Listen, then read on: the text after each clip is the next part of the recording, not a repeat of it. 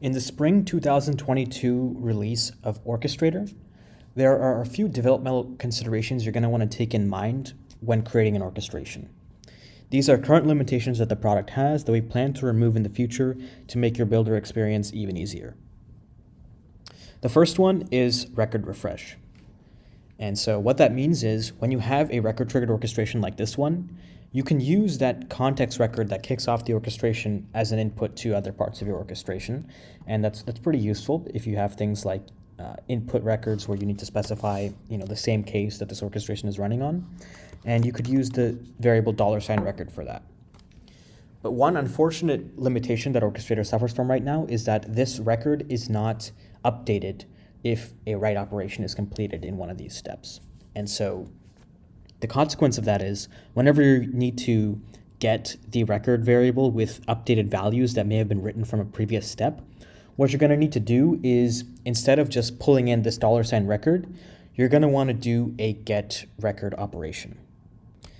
And so here is an example of that record refresh that we need to manually take care of.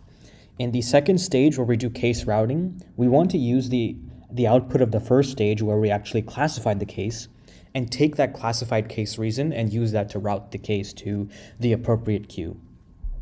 Now, if we just took the $ record and tried to look for the case reason on that, we actually wouldn't find it because Orchestrator ends up creating a copy of that record, which doesn't actually get updated.